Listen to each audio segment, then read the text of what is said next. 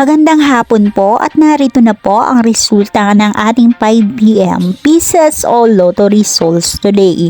At para po sa draw natin ngayon ay ang 3D Lotto at ang 2D Lotto.